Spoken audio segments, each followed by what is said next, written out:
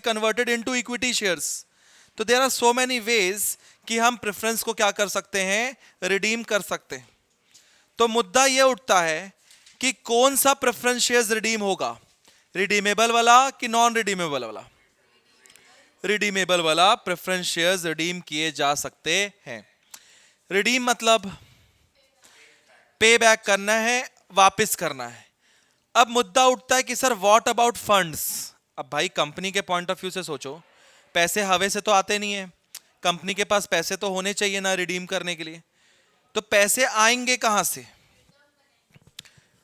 Reserves, इसके लिए भी रिजर्व्स बनाएंगे, सही बोल रही है, दैट इज सीआरआर बनाएंगे, कैपिटल रिडेम्पशन रिजर्व्स, बिल्कुल सही बोल रही है। लेकिन एक और कानून में लिखा गया है कि हमको अगर फंड्स की नीड है ना, तो हमको इक्विटी शेयर्स इशू कर देना चाहिए। हम इक्विटी शेयर्स इशू करेंगे, हमारे पास फंड्स आएगा, उसी फंड को यूज करके हम क्या कर देंगे, प्रेफरेंस वालों को पेमेंट कर देंगे। तो भाई प्रेफरेंस वालों को पेमेंट करने के दो तरीके हैं। पहला तरीका, आप इक्विटी शेयर्स इशू करो, आपके पास पैसे आए, उस पैसे को रिडेम्पशन में लगा दो। हाँ, इक्विटी शेयर्स इशू किया, भाई पैसे चाहिए ना, इक्विटी शेयर्स। नहीं, कन्वर्ट करने की बात नहीं कर रहा बेटा, मैं कन्वर्ट करने की बात नहीं कर रहा हूं। I am not talking about convertible preference shares, I am talking about redeemable preference shares which is to be repaid in cash, जिसको कैश में रीपे करना है आपको। तो ऐसा कानून में लिखा गया है कि जब कभी भी आप प्रेफरेंस शेयर्स को रिडीम करने जा रहे हैं, पैसा पे करने जा रहे हैं, तो आपके पास फंड्स चाहिए। वो फंड्स कहां से आएगा? Bye issuing equity shares. पहले आप इक्विटी शेयर्स इशू करो, आपके पास पैसे आए, उसी पैसे को लगा दो प्रेफरेंस शेयर्स वालों को रीपेमेंट करने के लिए, ठीक है। सेकंड, अगर आपके पास पहले से पैसा पड़ा हुआ है, पहले से आपके पास रिजर्व्स पड़ा हुआ है, तो आप उस रिजर्व्स को यूटिलाइज कर सकते हो for payment, for making the payment of preference shares. और आप हाइब्रिड ऑप्शन यूज कर सकते हो, मतलब थोड़ा सा इक्विटी इशू करके पैसा ले लिए और थोड़ा खुद की कमाई से अपने पैसा पे कर दिए। आई बात समझ में? सीआरआर से या जो भी बोलो आप। तो इसमें किसी को कोई प्रॉब्लम है क्या? नहीं। तो हेडिंग डालेंगे रिडेम्पशन ऑफ प्रेफरेंस शेयर्स, लिखेंगे preference shares can be redeemed only if redeemable preference shares are issued, full stop. Redemption of preference shares can be done at premium or discount, full stop. पहला point. दूसरा point, for redeeming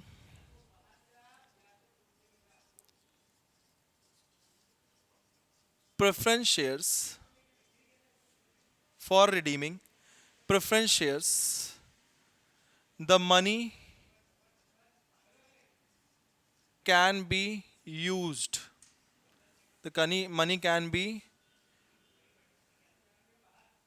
arranged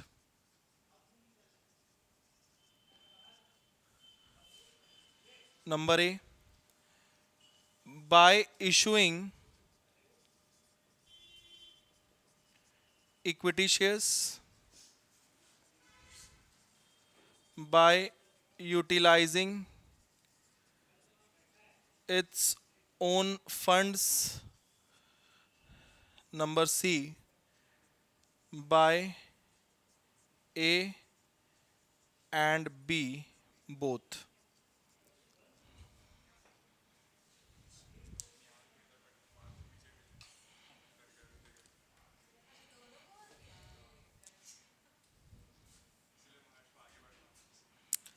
next, journal entry.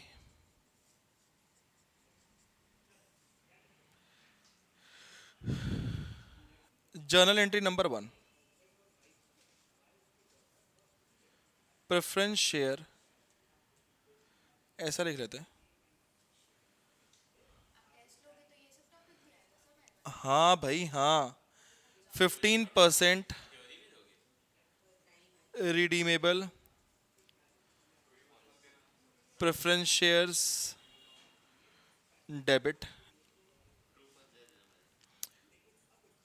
Premium on redemption debit. 2, true false नहीं दूंगा, सिर्फ practical based questions रहेंगे। हाँ, 2, preference share holders, 2, discount on redemption. Second entry, preference share holder debit to bank. Third entry, premium on redemption debit, इसको debit नहीं करना है, P&L debit to premium on redemption, being premium return of.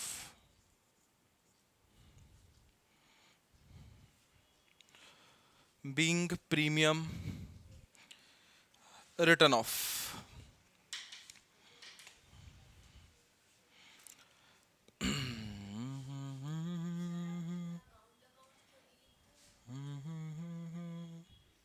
मुद्दा account की है नहीं ना, मुद्दा अकाउंट की नहीं है।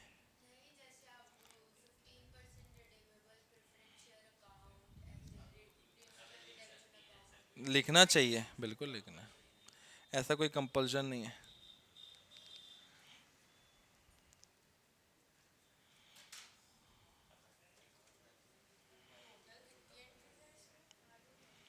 कितनी दिख रही है आपको? हाँ बिल्कुल है। हाँ नहीं नहीं, 11th में, 12th में नहीं कटता।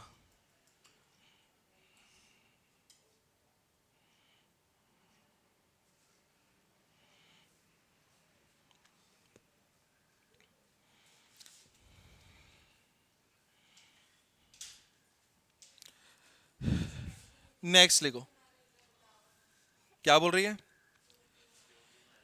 अरे एक बात मेरे को ये बताओ, मैंने कंट्रोल F और कंट्रोल R नहीं कर दिया, मतलब रिप्लेस कर दिया, डिबेंचर्स की जगह प्रेफरेंस तो लगाया है। अबे सेम टू सेम एंट्री तो है जो डिबेंचर्स वाला की है। तब तो आपने पूछा ही नहीं मेरे को कि ये एंट्री क्यों मारे। Then why now? भैया ये तो रिप्लेस किया हूं मैं। आप सोचो, डिबेंचर्स में यही तो एंट्री मारता था रिडेम्पशन पे, 15% debenture debit to debenture holder debit to bank, यही तो एंट्री मारता था। कौन सी अलग एंट्री मार दिया? बताओ, प्रेफरेंस शेयर्स का नेचर क्या है? लाइबिलिटी होता है, क्रेडिट होता है। अब उसको पे करना है, कैंसिल करना है, तो क्या कर दिया? डेबिट। अब ज्यादा पैसा दे रहा हूं, प्रीमियम में दे रहा हूं, नुकसान है, उसको भी कर दिया डेबिट। पूरा पैसा को कहां डाल दिया? प्रेफरेंस शेयर होल्डर्स में। फिर प्रेफरेंस शेयर होल्डर्स को बैंक में पैसा दे दिया। अब जो घाटा हुआ है मुझे, घाटा को कहीं तो राइट ऑफ करूंगा ना, तो राइट ऑफ से P&L से राइट ऑफ कर लिया, खत्म बात। अरे चलो लिखो next, capital redemption reserves, CRR। मेरे को ना ऐसा लगता है कि ये एंट्री को आप लिंक नहीं कर पाए क्या जब मैं लिख रहा था? तो भाई मेरे को तो लगा कि आप लिंक कर लियोगे, डिबेंचर जैसी ही एंट्री है, सिंपल सी बात, सिंपल है, सेम टू सेम है। हाँ हाँ, C R R B D R R जैसा ही है। नहीं, कॉन्सेप्ट इसमें वो नहीं है। हाँ? अलग है थोड़ा। हाँ हाँ, जो रेट दिया है वो तो लिखना ही पड़ेगा ना आपको। हाँ, लिखना ही पड़ेगा, क्योंकि रिडीमेबल प्रेफरेंस शेयर्स ही कन्वर्ट रिडीम किए जा सकते हैं ना। तो वो वहाँ पे तो हर डिबेंचर का पेमेंट करना है। यहाँ तो प्रेफरेंस वाले को सिर्फ वही प्रेफरेंस वाले जो रिडीमेबल हैं उसी को ही पेमेंट कर पा रहा हूँ, है ना। चलो लिखो। हाँ, इंटरेस्ट नहीं बोलते इसको, डिविडेंड बोलते हैं। ये जो रेट दिया रहता है ना, दिस इज डिविडेंड। तो प्रेफरेंस वालों को ना हम डिविडेंड देते हैं। हाँ, ये फिक्स्ड रेट ऑफ डिविडेंड मिलता है इनको, ठीक है। चलो बताओ, सी आर आर मतलब क्या होता है, लिखेंगे। C R R is created when the preference are when the preference shareholders are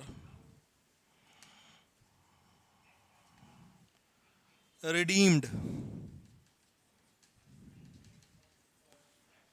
out of own fund,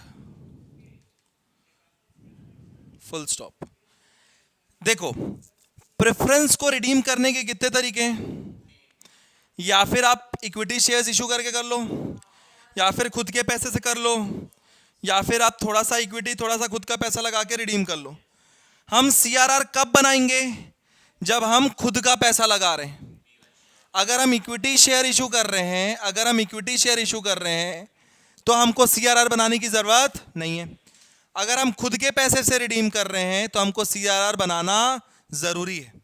अगर मान लो पार्शली इक्विटी एंड पार्शली खुद का फंड, तो जितना प्रपोर्शन हम खुद का फंड डाल रहे हैं ना, उतने प्रपोर्शन का आपको सीआरआर बनाना जरूरी है, ठीक है। अब मुद्दा उठता है कि ये सीआरआर बनेगा कैसे। कहीं से तो बनेगा, प्रॉफिट से बनेगा, सिक्योरिटी प्रीमियम रिजर्व से बनेगा, कहां से बनेगा। तो लिखेंगे CRR is created out of, CRR is, हाँ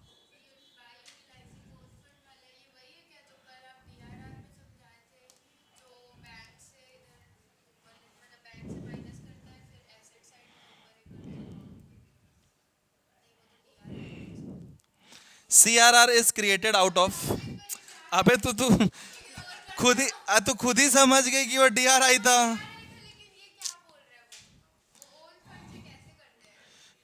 मैडम सिंपल बात है, ध्यान से सुनना। ये क्या है, इक्विटी। कितने का इक्विटी है और कितने का पैसा है, 100 बैंक में पड़ा है, ठीक है। फिर हमारे पास क्या है, प्रेफरेंस। कितने का प्रेफरेंस है, तो बैंक में कितना आ गया। अब ये बैंक का पैसा कहाँ लगा दिया। अब क्या मेरे पास पैसे हैं, अगर मेरे पास पैसे ही नहीं है, then how can I repay this preference shares. तो मेरे पास दो ऑप्शन है। पहला ऑप्शन, मैं नया इक्विटी शेयर्स इशू करूं 50 का, इससे मेरे पास पैसा आएगा, फिर ये पैसे को इससे पटा दूंगा, बात ख़त्म। ये पहला ऑप्शन हो गया। दूसरा ऑप्शन क्या है कि मेरी औकात पहले से थी, हाँ मेरी औकात पहले से थी, तो इस बैंक के पैसे को यूटिलाइज कर लिया पे करने के लिए। That is known as paid through own funds.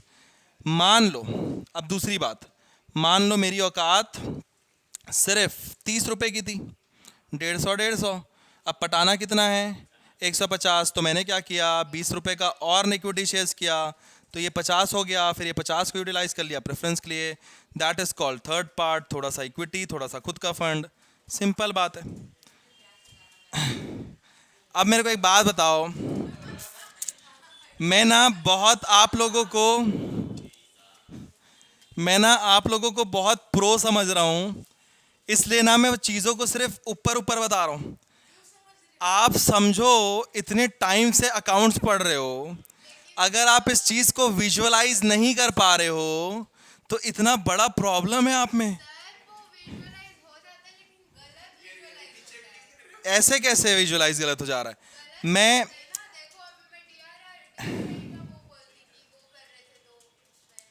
वो तो तुम गलत कर ले रहे हो ना यार। चलो कोई नहीं। अब ये तीनों समझ में आ गया ना आप लोगों को कि कैसे कैसे रीपे कर रहे हैं पर। अब यहाँ पे मैं कुछ और बताने वाला था, मैं भूल गया हूँ वैसे फिलहाल, थोड़ा सा मैं ध्यान से देख लेता हूँ। CRR is created when the preference shareholders are redeemed out of the own funds, एकदम सही बोला मैंने। फिर बोलता है CRR is created out of, लिखो CRR is created out of number 1 general reserves, number 2 profit and loss, and number 3 other free reserves. अच्छा बताओ इसकी एंट्री क्या होगी अगर CRR बनाना है तो? एकदम सही जवाब, general reserves debit, P&L debit, other reserves debit, credit क्या करूंगा बताओ? CRR। क्या ये जनरल एंट्री मैंने कहीं भी सिद्धार्थ को अलग से पढ़ाया है क्या? कुछ नहीं पढ़ाया, फिर भी वो बता दिया, मतलब दिमाग लगा रहे ना बनाते बनाते, तुम भी लगाओ ना भैया दिमाग। अदर फ्री रिजर्व्स, सारे नहीं, फ्री रिजर्व्स। अगर क्वेश्चन में लिखा है एक, मान लो नया रिजर्व्स लिख दिया, मान लो इन्वेस्टमेंट फ्लक्चुएशन रिजर्व्स लिख दिया, एग्जाम्पल इन्वेस्टमेंट रिजर्व्स लिख दिया, तो हम ये इन्वेस्टमेंट रिजर्व्स को भी लिख सकते हैं। नहीं, रिवैल्यूएशन नहीं है, इन्वेस्टमेंट रिजर्व्स। बेटा याद कर, मैंने क्लास नहीं, AS10 पढ़ाया था। AS10 में मैंने एसेट्स की वैल्यू बढ़ाई थी, asset account debit to revaluation reserves. Whenever assets values are increased, revaluation reserves is created, है ना। Revaluation reserves is created when the asset value is increased. वो फ्री रिजर्व्स नहीं होता, वो कहीं यूटिलाइज नहीं होता। हाँ, तो वो सीक्वेंस यही चलना है, पहले जनरल रिजर्व्स, फिर P&L, फिर फ्री रिजर्व्स। बोलिए। MTP में काय का हायर परचेस? MTP में हायर परचेस हो ही नहीं सकता, पहले हुआ करता था हायर परचेस। हाँ बोल। यस।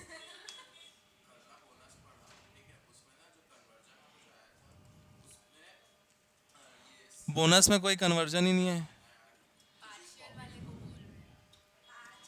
कन्वर्जन नहीं बोलते उसको।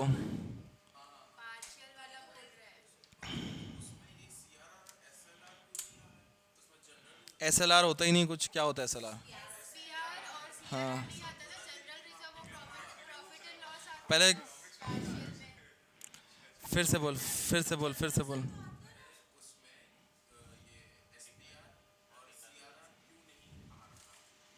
आ रहा है, कौन बोला नहीं आ रहा है?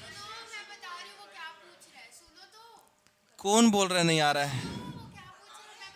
नहीं, उसी को बोलने तो, फिर से बोलो। मतलब तुमको गलत नोट्स देखे हो, कहाँ दिखा नोट्स, कहाँ किसके नोट्स में देखा? दिखा उसको नोट्स, उसको नोट्स दिखाना बेटा, उसको नोट्स तो दिखा, उसको नोट्स तो दिखा, एक बार नोट्स तो दिखा ना।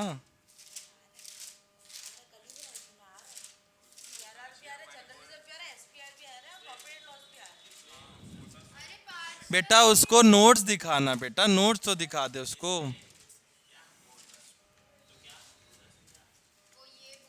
उसको एक बार उसको बोलने दे ना। हाँ, ऊपर क्या लिखा है देख, ये ऊपर हेडिंग क्या लिखा है वो देख। जब क्या लिखा है नीचे? अनपेड है बेटा। हाँ मतलब पार्शली पेड शेयर्स है ना, तो पार्शली पेड शेयर्स में अपन CRR लिए क्या? किस में लिए? फुली पेड वाले शेयर्स, है ना। तो अब अपना डाउट को फ्रेम करके बता, फिर अब क्या बोल रहा है, डाउट क्या बोल रहा है?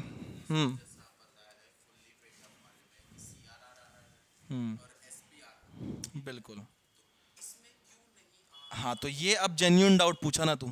तू पहले क्या बोल रहा था पता है, मैं तेरे को क्लैरिफाई करूं। तू पहले ये बोल रहा था CRR और SPR क्यों नहीं आता है। भाई आता है बोनस में, तो फिर तेरे को स्पेसिफाई होना चाहिए ना कि किस में नहीं आ रहा है। भाई पार्शली पेड में नहीं आ रहा है, क्यों नहीं आ रहा है पार्शली पेड में? तो मैंने उस टाइम भी बताया था, कानून में लिखा गया है सीआरआर एसपीआर, हमको सिर्फ फुली पेड अप शेयर्स के लिए यूटिलाइज करना है, पार्शली पेड अप के लिए नहीं यूटिलाइज करना है एज पर लॉ। ये पूरी एंट्री में एज पर लॉ बता रहा हूं, अगर आप बुक खोल के भी देखोगे पहला 5 पेज सिर्फ थ्योरी लिखा हुआ है, सेक्शन 55 समझाया, सेक्शन 71 समझाया, सेक्शन 72 समझाया। हमको तो थ्योरी से मतलब नहीं है, जितना थ्योरी हमारे ट्रू एंड फॉल्स के लिए रेलेवेंट है, जितना थ्योरी हमारे शॉर्ट नोट में बन सकता है, मैं सिर्फ उतना ही थ्योरी लिखवा रहा हूँ। और हमारा जो पूरा फोकस है किस पे? जर्नल एंट्री पे, अकाउंटिंग ट्रीटमेंट पे। तो मैं अकाउंटिंग ट्रीटमेंट बताया, लेकिन मैं उस टाइम भी बताया था कि एज पर लॉ, कानून के तहत जब फुली पेड अप शेयर्स को रिडीम करते हैं, मतलब बोनस देते हैं, तो हमको सीआरआर और एसपीआर लेना है, और जब पार्शली पेड अप शेयर्स को देते हैं तो सीआरआर और एसपीआर नहीं लेते। हाँ, अरे तुम देखो, एक बात समझो, you don't know what you are asking. अगर आपको यही नहीं पता कि आप पूछ रहे क्या हो, तो फिर आपके पूछने का मतलब क्या है? अब उसको जितना क्लियर हुआ है ना, अब उसको जितनी अंडरस्टैंडिंग आई है ना, मेरे हिसाब से अब वो भूलेगा नहीं। लेकिन वो फिर से वही वही वही वही चीज़ें को पूछोगे तो फिर क्या मतलब होगा, है ना?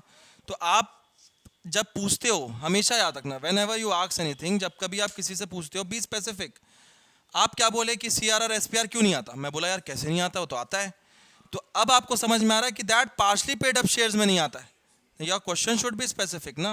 आप ऐसे जनरल सेंस में किसी को जनरलाइज थोड़ी ना कर सकते हो। हाँ, मैं टेंशन नहीं ले रहा हूँ, मैं बता रहा हूँ। वो क्या पूछ रहा है मेरे को नहीं, मतलब तुम क्या पूछ रहे हो वो बताओ। तुम बताओ ना, तुम अपना डाउट बताओ। हाँ, क्या पूछने आई हैं? ये क्या है? ये क्यों पूछे अचानक से, फ्रॉम एनी नोवेयर क्यों आ गया, मेरे को बताओगे? तो भाई जब तुम एब्सेंट थे तो मैं क्या कर सकता हूँ? बैठ जाइए, मैं कुछ दूसरा पढ़ा रहा हूँ यार। आप आप ऐसे ही टाइम पास करवा देते हो।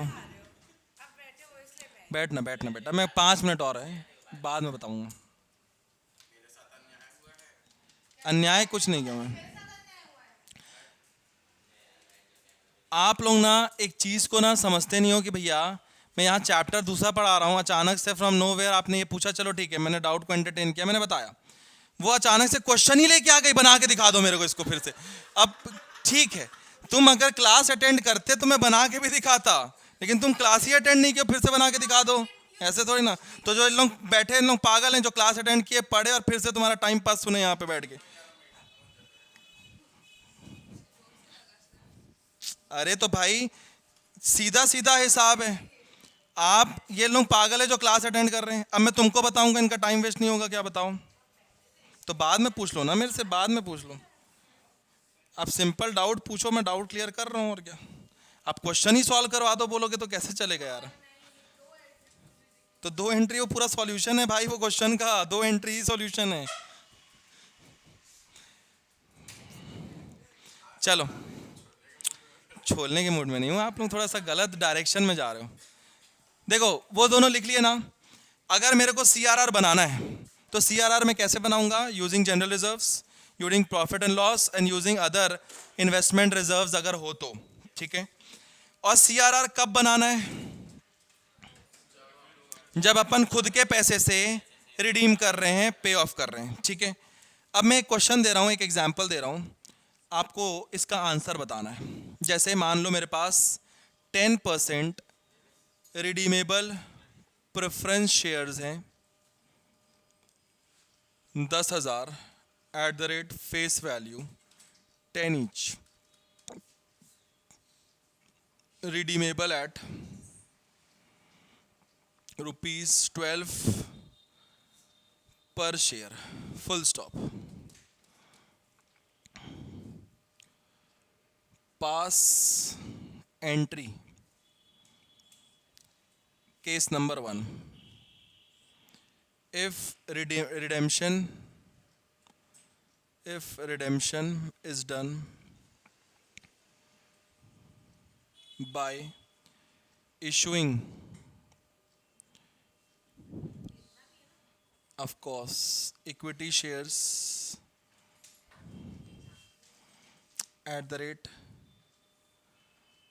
12, 15 each, face value 10. Case number 2, if redemption is done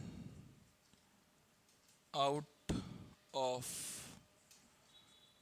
reserves. Case number 3,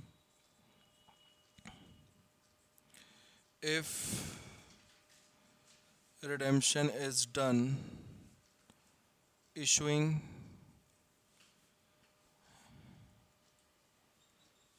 redemption done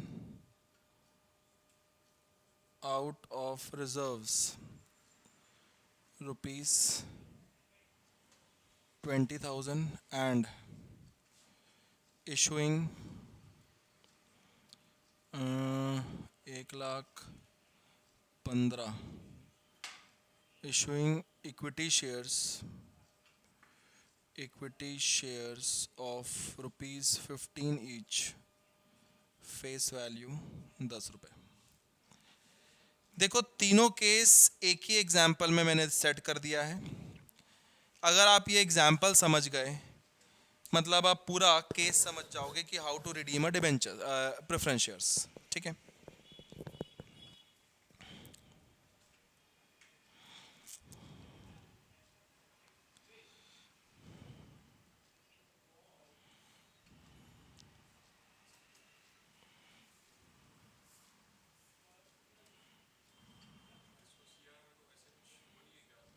rate कुछ नहीं, 100%.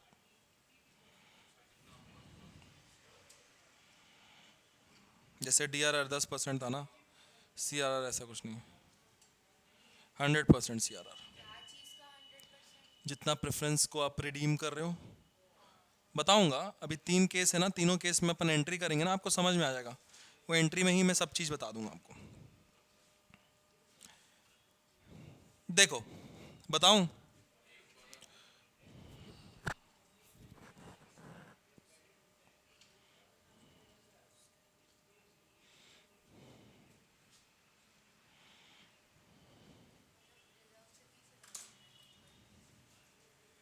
हाँ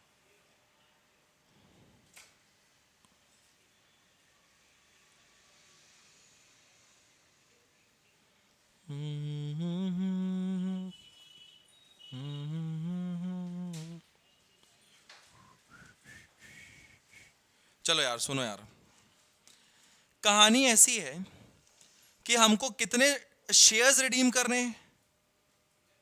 10,000. कितने में रिडीम करना है? तो अगर मैं 10,000 इंटू 12 करता हूं कितना रुपए होता है बताओ? मतलब मेरे पास 1,20,000 रुपए होना चाहिए. अगर मेरे पास 1,20,000 रुपए ही नहीं है तो मैं कैसे रिडीम कर पाऊंगा, कैसे पे कर पाऊंगा? तो बेटा ऐसा है कि पैसे आएंगे कहां से रिडीम करने के लिए? Case number 1, bye issuing equity shares. मेरे को कितना पैसा चाहिए बताओ? ये तो एग्री करते ना सारे बच्चे. तो 1,20,000 के भाव तक का हम इक्विटी शेयर्स इशू कर लेंगे, हमारे पास पैसे आ जाएंगे तो हम क्या कर लेंगे? प्रेफरेंस शेयर्स वालों को रिडीम कर लेंगे. क्या CRR बनाने की जरूरत है? क्यों जरूरत नहीं है? क्योंकि मैंने क्या इशू किया हुआ है? इक्विटी शेयर्स इशू किया हुआ है. तो मुझे ये बताओ इक्विटी शेयर्स इशू करने की एंट्री क्या होती है? Bank account debit to share application and allotment. Equity लिख देता हूं. चलो मेरे को कितना रुपए चाहिए बताओ? तो क्या मैं इसे 1,20,000 लिख दूं? ठीक. सेकेंड एंट्री क्या मारूंगा बताओ? Equity share application and allotment debit to share capital to SPR. अब मुझे बताओ क्या ये एंट्री में कोई दिक्कत है क्या? कितना रुपए डालूं यहां पे? अब रही बात नंबर ऑफ शेयर्स की, तो नंबर ऑफ शेयर्स निकालना बहुत सिंपल है. 1,20,000 डिवाइडेड बाई 15 कितना रुपए आ गया? 8,000 शेयर्स आ गए. यस और no? 8,000 into face value that is 10 और 8,000 इंटू प्रीमियम दैट इज 5. तो एक में 80,000 आ गया और एक में 40,000 आ गया. पूरा हिसाब क्लियर है? क्या आपके पास पैसे आ गए? यस। कितने रुपए आ गए? 1,20,000। Now can you redeem the preference shares? The answer is yes. बोलिए। मतलब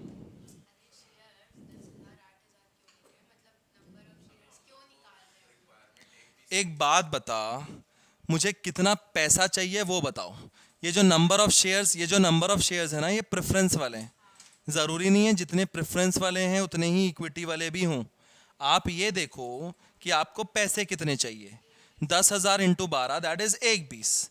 अगर 1,20 चाहिए आपको और मार्केट में 15 रुपए का इक्विटी शेयर्स है, तो 1,20 को 15 से डिवाइड किया तो केवल 8,000 इक्विटी शेयर्स इशू करके मेरा पैसा फुलफिल हो जा रहा है। तो मैं 10,000 क्यों इशू करूंगा? हाँ, मेरे को 1,20 का फंड्स रिक्वायर्ड है, उसको मैंने 15 से डिवाइड कर लिया तो 8,000 शेयर्स आ गए। 8,000 शेयर्स को मैंने मल्टीप्लाई कर लिया, मेरे पास पैसे आ गए। अब क्या करूंगा बताओ? अब मैं प्रेफरेंस शेयर्स वालों को रिडीम करूंगा। रिडीम करने की क्या एंट्री होगी? 10% रिडीमेबल प्रेफरेंस शेयर्स डेबिट। गलत जवाब। Premium on redemption debit. To what? Preference share holders. कितने रिडीम कर रहे हैं अपन? 10,000 इंटू 10, 10,000 इंटू 2, और यहाँ पे आ जाएगा 1,20,000। अब क्योंकि आपके पास पैसे आ गए हैं तो आप क्या करोगे? Preference share holder debit to bank payment कर दोगे। कितने का पेमेंट कर दोगे? 1,00,000।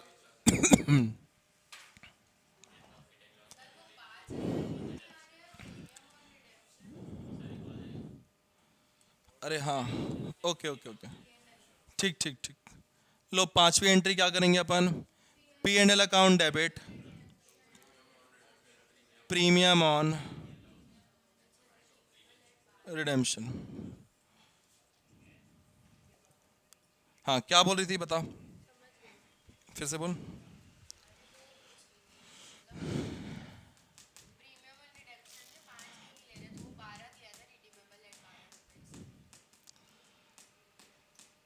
अरे मैडम, ये इक्विटी वाला प्रीमियम है, हमको प्रेफरेंस वाला प्रीमियम लेना है।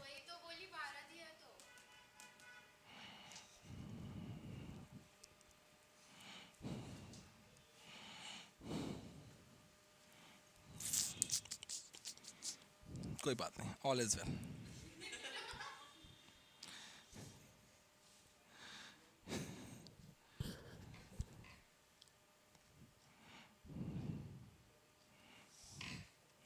जल्दी करो यार। भाई तू फोटो खींच ले, भाई तू सच में फोटो खींच ले अर्जुन। अगर बाकी का हो जाएगा मैं आगे बढ़ जाऊंगा ना, मैं बता रहा हूँ। केस नंबर 2 में चल दूंगा मैं। भाई तू बहुत आराम से लिखता है, बहुत आराम से।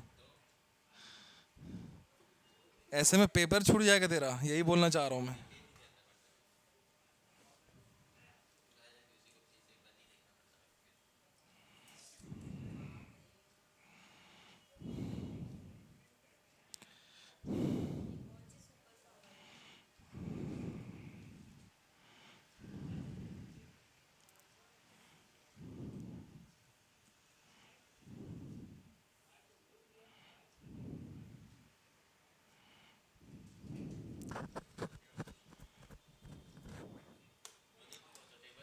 तो मैं तो बोल रहा हूँ ना, उसका तो बेस ही नहीं ले रहा हूँ मैं।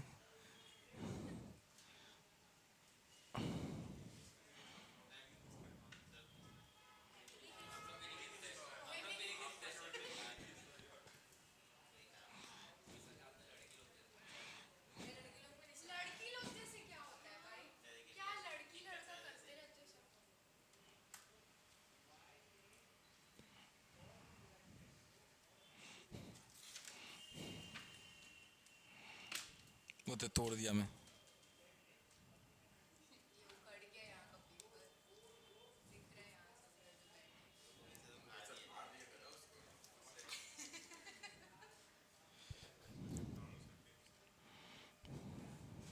क्यों, तेरे को उन लोगों की शक्ल नहीं देखना?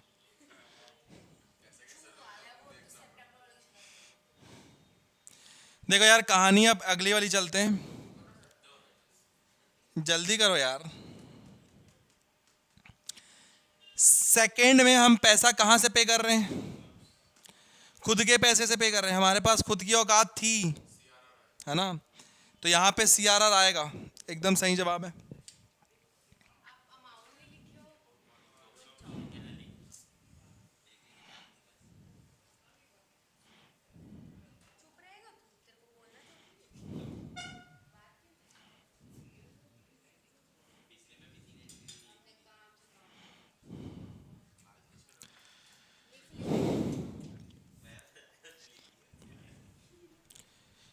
केस नंबर 2, रिडेम्पशन करना है खुद के रिजर्व से। तो पहले रिजर्व से पैसे तो अलग कर लेते हैं। तो क्या करें भैया, बताओ, बोलो। एकदम सही जवाब, पहली entry, general reserves debit, P&L account debit to CRR। मान लो पूरा 1,20,000 का CRR मेरा जनरल रिजर्व से ही बन गया। पूरा 100% CRR बनाना पड़ता है ना। एक सेकंड, गलत कर दिया मैं। फेस वैल्यू कितना है? फेस वैल्यू का 100% ना, याद रखना, फेस वैल्यू का 100%। फेस वैल्यू कितना था बताओ? 1,00,000 इंटू 10, 10,000 इंटू 10, 1,00,000। तो CRR हमेशा फेस वैल्यू का 100% बनता है। 20,000 रुपये बैंक में पड़ा, तभी तो खुद के फंड्स। यहां तो रिजर्व बनाने की बात हो रही है। We are just creating a reserves. अब हमारे पास ना एक रिजर्व आ जाएगा CRR नाम से। तो जब दुनिया देखेगी ना हमारा बैलेंस शीट, और बैलेंस शीट में CRR दिखेगा, तो समझ जाएगी कि इन्होंने खुद के फंड से प्रेफरेंस को रिडीम किया है। फिर ये CRR कहाँ यूटिलाइज किया जा सकता है? For issuing bonus shares. तो ये CRR को बोनस शेयर्स इशू करने में काम ले आ सकती है।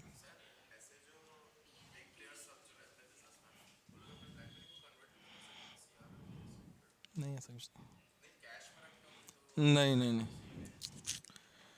तो CRR बनाना जरूरी है। CRR बना लिया हमने 100%। बेटा सुनना बात, बैंक में पैसे हैं तभी तो वो ये केस ऑप्ट कर रहा है। भाई बैंक का बैलेंस तो चेक करके बोलूंगा ना। अब मान ले मैं बोल रहा हूँ, तो मैं तेरे को 1 करोड़ रुपए दूंगा। जब बोल रहा हूँ 1 करोड़ दूंगा, मतलब मेरे पास होगा तभी तो बोल रहा हूँ 1 करोड़ दूंगा। जब होगा ही नहीं तो मैं क्यों बोलूंगा 1 करोड़ दूंगा, है ना? हाँ, नहीं कब दे दूंगा। P&L हिस्ट्री का सीक्वेंस यही बोलता है। नेक्स्ट, सेकेंड एंट्री क्या मारेंगे बताओ? 10% preference shares debit, premium on redemption debit to what? Preference share holder. Third entry क्या होगी बताओ? Preference share holder debit to bank. Case number 3, जल्दी बनाओ खुद से। तो चौथी एंट्री तुम मारो ना खुद, क्योंकि वो कानून में लिखा हुआ है मैडम। मैंने जब लिखवाया था तो मैंने क्या लिखवाया था, पढ़ोगी? एब्सेंट था, माइंड ही एब्सेंट था क्या? माइंड तो प्रेजेंट था तुम्हारा। हाँ तो फिर तो पलटाओ ना, माइंड एब्सेंट था तुम्हारा वहां पे। अभी तो लिखवाया हूं। तब तो नहीं बोले कि SPR क्यों नहीं लिए यहाँ पे। तो SPR नहीं है ना बेटा, कानून में नहीं लिखा है। कानून, कानून से बढ़कर क्या है बताओ? हाँ तो इसको याद रखो ना। कभी चेंज इन ओरिजिन का फर्क पड़ता है, कभी नहीं पड़ता है। तो ये सब कैसे याद रख लिए? तो इसको भी याद रखो।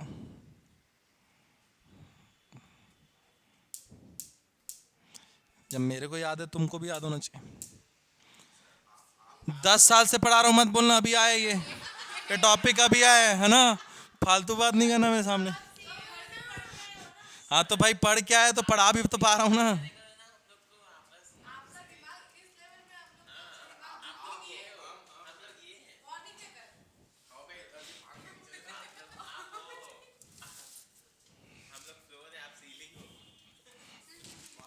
अरे केस नंबर 3 में आओ, ये तो रूह अफ़ज़ा है।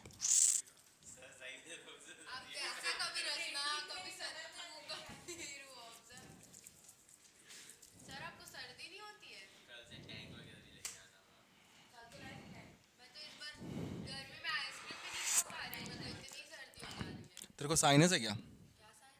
साइनस जिसको होता है 12 महीना वो रहता है उसको। साइनस क्या होता है ना, यहाँ का नाक का हड्डी ना टेढ़ा होता है। इसका साइनस में नाक का हड्डी टेढ़ा होता है ना, उसको सीधा करा लो तो प्रॉब्लम ठीक हो जाएगा, या फिर 12 महीना सर्दी रहता है।